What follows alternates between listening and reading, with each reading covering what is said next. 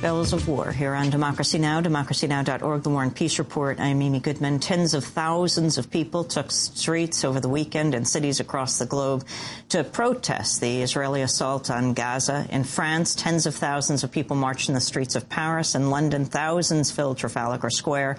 In Pakistan, security forces used tear gas and batons to repel protesters who tried to attack the U.S. consulate in Islamabad. A protest in the Belgian capital of Brussels drew 30,000 people. In Manila, Philippines, policemen used shields to disperse students protesting outside the U.S. Embassy. In Spain, as many as 100,000 people attended rallies in Madrid and the southwestern city of Seville. In Beirut, Lebanon, an estimated 2,500 Lebanese and Palestinians gathered to demonstrate in Damascus, Syria. Demonstrators accused Arab leaders of being complicit in the Gaza assault.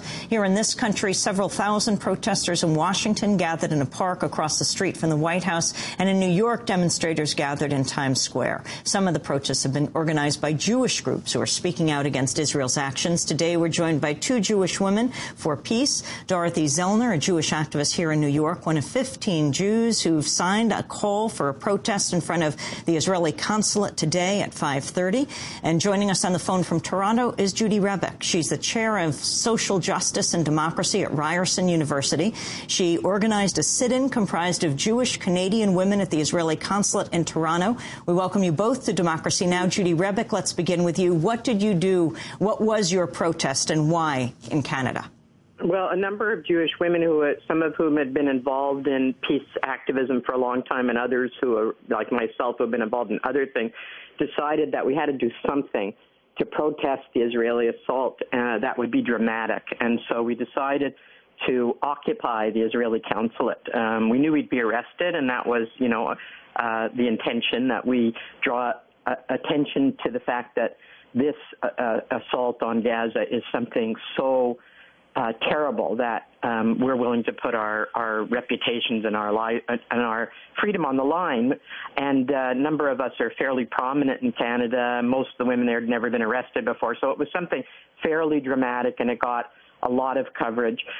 We went in one by one because security is quite high. We sat down, announced that it was a protest, and, they told us we'd be arrested if we didn't leave. We knew that. And about 2 hours later, we were handcuffed, arrested, put in a paddy wagon, but they let us go.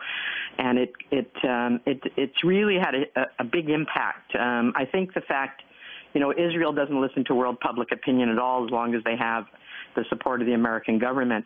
But I think the fact that more and more Jews are speaking out against Israel may just have an impact. And I know that we've been getting emails and calls from all over the world asking us what we did, how we did it, and people feeling encouraged. Because if you're engaged in the Jewish community, it's very difficult to speak out against Israel.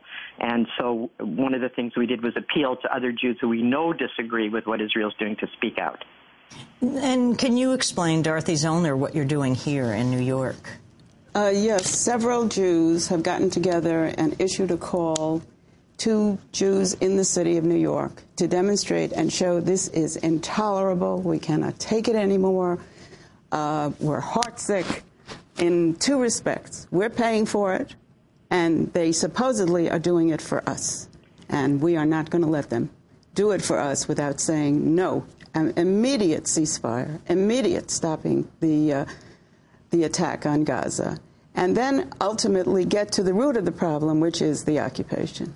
And we have to do it as Jews because the social justice thread of our tradition, it says that this is a violation. We are the people who jumped out of the windows at the Triangle Shirtwaist Fire, and we're the ones who organized the unions, and we're the ones who went to Spain to fight, and in the Second World War. And if anything we have learned, you cannot stand by and do nothing. So we as Jews have to say to this country that claims to represent us, stop, stop. This is a humanitarian disaster. And you're going to the Israeli consulate over between 42nd and 43rd on 2nd Avenue today. Yes. What will be your major statement there? Well, the major statement will be what I just said, an immediate cessation and withdrawal from Gaza.